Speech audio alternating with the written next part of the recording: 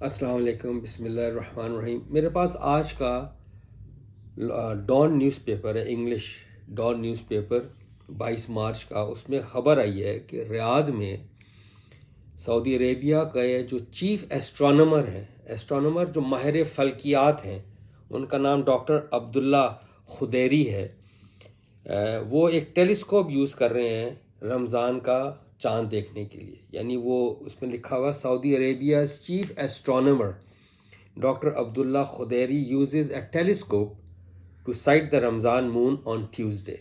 آج بہرحال بدھ ہے۔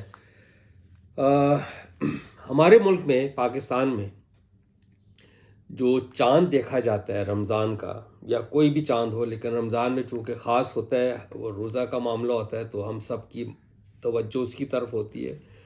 تو ہمارے جو چیف مولوی صاحب ہیں وہ چاند دیکھتے ہیں، اور ہم ہر سال دیکھتے ہیں کہ صرف وہ نہیں دیکھتے، تمام جو ہمارے فرقے ہیں، یعنی ہم فرقہ واریت میں جتنے فرقے ہیں سارے کے جو سربراہ ہیں مولوی صاحب اکٹھے ہوتے ہیں۔ کراچی کی ایک بلڈنگ ہے حبیب بینک، 26 منزلہ ہے، اس کی چھت پہ کھڑے ہو کے وہ ٹیلیسکوپ سے چاند دیکھتے ہیں۔ گویا کہ یہ کام مولوی صاحب کا ہے، عام انسان کا نہیں ہے۔ یہ بڑی افسوس کی بات ہے۔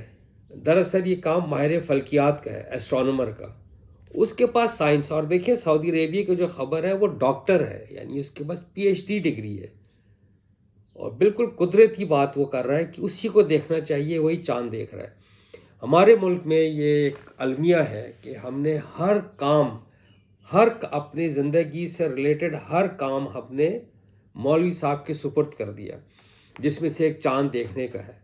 اور اس میں آپ نوٹ آج بھی وہ بیٹھیں گے، کیونکہ آج بھی چاند دیکھنا انہوں نے، تو آپ نوٹ فرمائیے گا کہ وہ مولوی صاحب نے اگر یہ کہنا ہوگا نا کہ چاند نظر نہیں آیا، یہ جملہ ہے کہ جی چاند شوال کا، رمضان کا نظر نہیں آیا، اس سے پہلے وہ کوئی 10 منٹ کے تمام فرقے جو ہیں ان کے جو مولوی صاحب کے نام لیں گے، جی وہ مولانا یہ، مولانا صاحب یہ، مولانا صاحب اس فرقے کے، اس فرقے کے، یعنی اسلام اور فطرت اور قدرت کے بالکل برعکس وہ کام کریں گے۔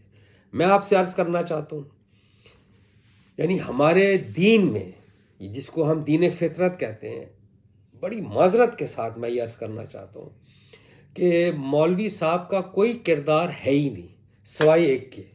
یعنی قرآن نے اس کو بتا دیا ہے سورہ توبہ میں کہ جو آپ کے اسکالرز ہیں، ریلیجس کلیرکس ہیں، آپ کے جو اسکالرز ہیں، وہ اللہ پاک نے قرآن میں کہا ہے کہ یہ تو نہیں ہو سکتا کہ سارے کے سارے دین میں گہرا فہم حاصل کریں، یعنی تو کیوں نہ ہو کہ تم میں سے ایک جماعت ایسی ہو جو دین سیکھے اور واپس آ کر اپنے لوگوں کو یاد دہانی کرائے اللہ کے بارے میں، قیامت کے بارے میں، اخلاقیات کے بارے میں۔ یعنی یہ ان کا کام ہے۔ ہم نے کیا کیا، مسلمانوں نے بتدریج جو ہمارے مولوی حضرات ہیں، محترم مولوی حضرات کو ہر شعبہ میں داخل کر دیا۔ یعنی جمعہ پڑھائیں گے تو مولوی صاحب پڑھائیں گے۔ مولوی صاحب کا جمعہ کے ساتھ ہمارے دین میں آپ سے عرض کرنا چاہتا ہوں قطعاً تعلق نہیں ہے۔ یہ میں نے پہلے بھی گزارش کی ہوئی ہے کہ آپ نوٹ فرمائیے، بلکہ نوٹ کیجئے گا کہ حضور علیہ السلام جب رسول بن گئے، یعنی محمد بن عبداللہ سے محمد رسول اللہ بن گئے صلی اللہ علیہ وسلم، 40 سال کی عمر میں 13 سال مکہ رہے، یعنی ابھی وہ رسول ہیں۔ انہوں نے ایک بھی جمعہ مسجد خانہ کعبہ میں نہیں پڑھایا، ایک بھی جمعہ پڑھائی نہیں انہوں نے۔ اور جب وہ مدینہ تشریف لے گئے تو وہ مدینہ میں داخل ہوئے، صرف رسول کی حیثیت سے نہیں بلکہ مدینہ کے حکمران کے حیثیت سے بھی وہ ہوئے۔